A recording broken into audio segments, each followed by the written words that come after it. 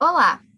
O artigo que iremos apresentar para o seminário da disciplina de Técnica Operatória e Cirurgia Experimental é Adjuvant Olaparib for Patients with BRCA1 or BRCA2 Mutated Breast Cancer, publicado no The New England Journal of Medicine, na data de 3 de junho de 2021.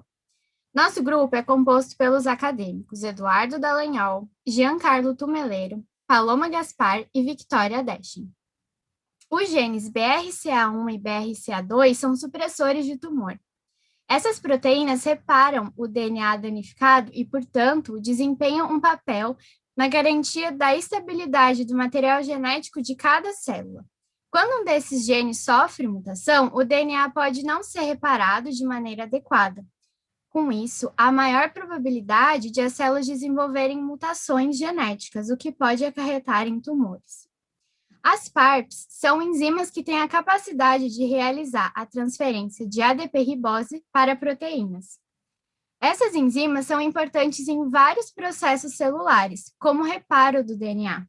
Alguns medicamentos podem inibir essas PARPs, ou seja, podem impedir o reparo do DNA.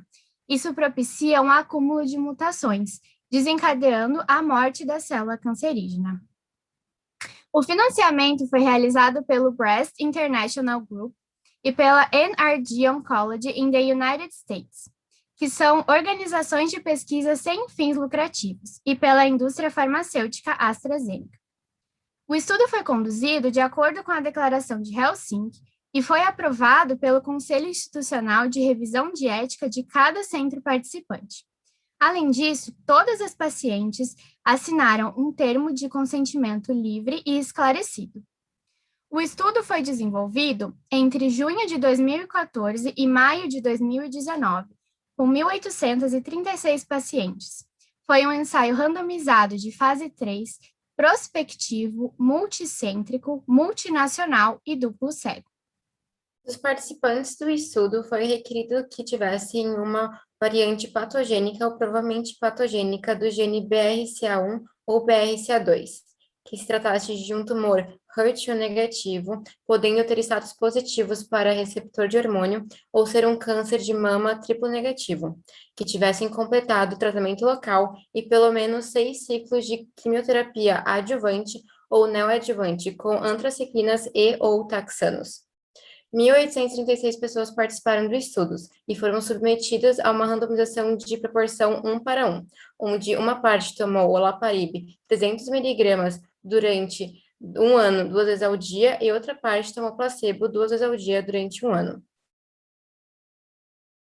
A avaliação do paciente se deu com a obtenção de histórico médico e performance de exames físicos, no intervalo de 4 semanas durante as primeiras 24 semanas, do intervalo de 3 meses até o segundo ano, no intervalo de 6 meses do ano 3 ao ano 5 e após ao ano 5 de intervalos anuais.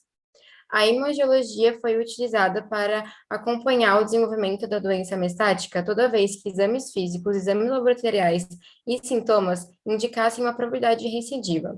A mamografia e ou a ressonância magnética da mama foi utilizada com bases anuais. O estudo contou com 2 desfechos, o primário, Invasive Disease Free Survival, e o secundário, Distance Disease Free Survival, Overall Survival and Safety. A eficácia se deu por uma análise de intenção de tratar, a função de sobrevivência por um estimador Kaplan-Meier, a razão de risco por modelo de risco proporcional, o intervalo de confiança e a comparação de sobrevivência foi utilizado o teste log-rank e o tamanho da amostra foi de 1.800. Entre junho de 2014 e maio de 2019, 1.836 pacientes de 23 países, incluindo 6 homens, foram aleatoriamente designados para receber ou olaparib ou placebo por um ano. Desse grupo, 82% tinha câncer de mama triplo negativo e os restantes 18% tinha receptor de hormônio positivo. 72% tinha mutação no gene BRCA1 e 27% no gene BRCA2. Um pequeno grupo de 0,4% tinha mutações em ambos os genes. Metade desses pacientes realizou quimioterapia neoadjuvante e a outra metade de forma adjuvante, ou seja, após a cirurgia. e o tratamento quimioterápico para a maioria desses pacientes foi à base de antraciclina mais taxano. Também, um grupo considerável realizou um tratamento complementar à base de platina. Em relação ao processo cirúrgico, 74% das pacientes realizou mastectomia e 25%, aproximadamente 25%, realizou processos conservativos de cirurgia. O estudo mostrou que 1 ano tomando olaparib aumenta as chances de sobrevida livre de doença invasiva.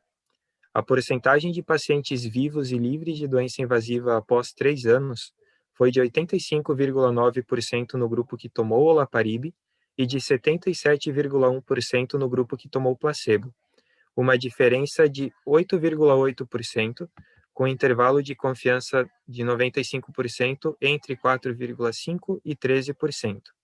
Assim, observa-se que a sobrevida livre de doenças invasivas é maior em pacientes que tomaram olaparib do que em pacientes que tomaram placebo.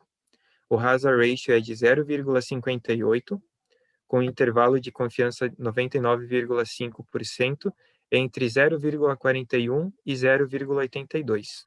IP menor do que 0,001, mostrando que os resultados possuem significância estatística, uma vez que estão dentro dos limites de P pré-estabelecidos pelo estudo. Em relação à sobrevida livre de recidivas distantes de câncer, vemos também uma diferença considerável entre os dois grupos, 8,1% com hazard ratio de 0,57. Esses resultados também possuem significância estatística devido ao valor adequado de P. Dessa forma, os resultados mostram que o uso desse medicamento retarda o retorno de cânceres invasivos tanto na região das mamas quanto em outros locais do corpo. Em relação ao aumento da sobrevida geral, o estudo verificou uma diferença considerável entre os dois grupos. Todavia, com o valor P igual a 0,02, esse valor não se enquadra nos limites de relevância estatística do estudo. Basicamente, isso significa que não podemos atribuir os resultados observados à ação do olaparib, o que é compreensível, uma vez que o estudo não chegou ao fim, ele é relativamente recente, mas terá continuidade, permitindo que no futuro tenhamos esses dados de sobrevida. Em relação à análise de segurança quanto à integridade do estudo, um total de 1.815 pacientes foram observados, dos quais 911 faziam uso de olaparib e 904 uso de placebo. O número de doses pretendidas recebidas foi de cerca de 95% dos pacientes que estavam recebendo a medicação e 98,9% dos pacientes que estavam recebendo placebo. A descontinuação precoce ocorreu em mais ou menos 1/4 dos pacientes que receberam olaparib e 1/5 dos pacientes que receberam placebo, e se deu por efeitos adversos em aproximadamente 10% dos pacientes que receberam a medicação e 4% dos pacientes que receberam placebo. A redução de dose foi necessária em 25% dos pacientes que receberam olaparib e em 5% dos pacientes que receberam placebo. Vale ressaltar que a Organização Europeia de Pesquisa e Tratamento de Câncer constatou que a qualidade global de vida dos pacientes não decaiu e quaisquer diferenças entre os grupos de estudo não foram consideradas significantes clinicamente. Os efeitos adversos que mais causaram descontinuação foram náusea, fadiga, anemia e queda na contagem de neutrófilos. E as setas indicam os efeitos adversos que ocorreram em grau 3, numa porcentagem superior a 1% dos pacientes que receberam placebo. Isso não ocorreu nos pacientes que não receberam a medicação. A grande maioria dos pacientes apresentou algum efeito adverso. Contudo, todos os efeitos apresentados estavam descritos na bula do medicamento. Nota-se também que a taxa de ocorrência de efeitos adversos sérios foi muito próxima entre os dois grupos. A ocorrência de efeitos adversos de interesse especial, como anemia mieloide aguda ou síndrome mielodisplásica e pneumotites, não possuiu relevância estatística para o estudo, visto que o espaço amostral não foi suficiente, seria necessário um maior acompanhamento às cegas. Infelizmente, óbitos ocorreram em ambos os grupos decorrentes de efeitos adversos, sendo um deles no grupo que recebeu a medicação e 2 no grupo que recebeu o placebo. Com isso, o artigo traz a discussão que o uso adjuvante de olaparib durante 52 semanas, depois de quimioterapia adjuvante ou neoadjuvante e terapia local, resultou em taxas de sobrevivência livres de doença invasiva ou distantes significativamente maiores do que as observadas nos pacientes que receberam placebos e também resultou em menos mortes em comparação com o grupo controle.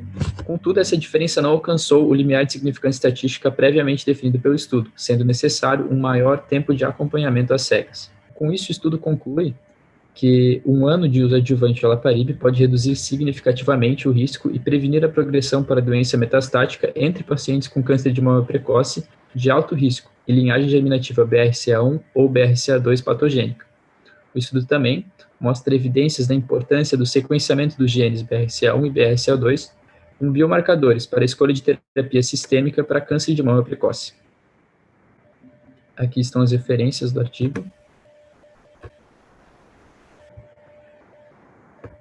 E agora faremos a análise crítica acerca do artigo analisado.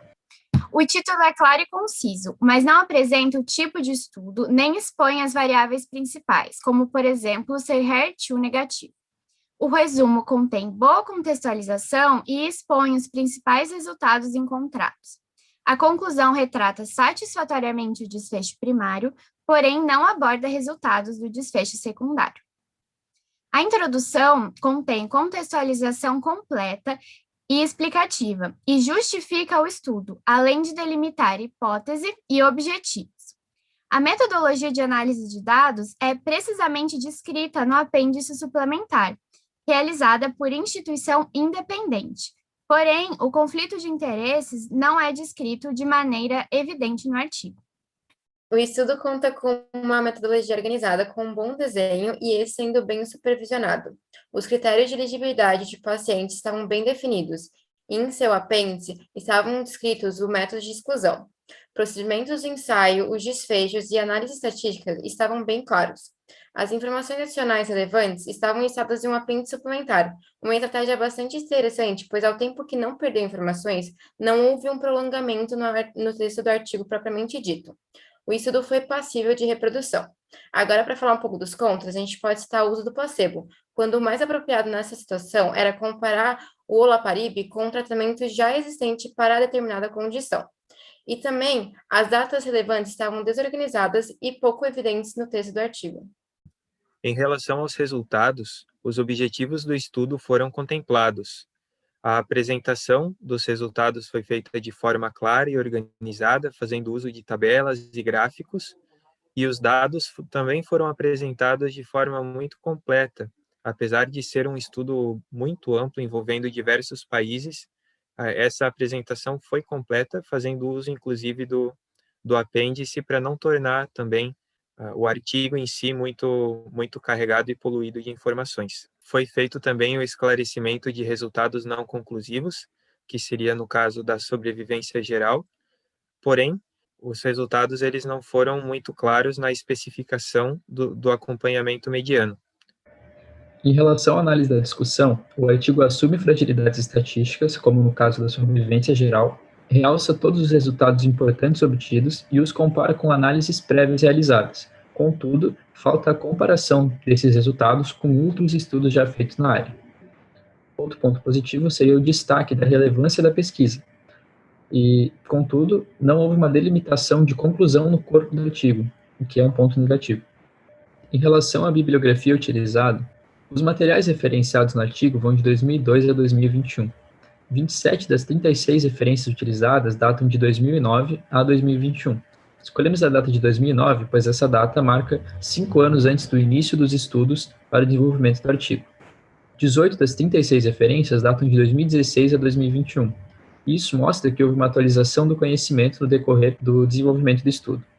Os artigos citados foram publicados em revistas de impacto, como Lancet, JAMA, Annals of Oncology, Nature e o próprio New England Journal of Medicine. Com isso, encerramos nossa apresentação. Gostaríamos de agradecer a atenção. Muito obrigado.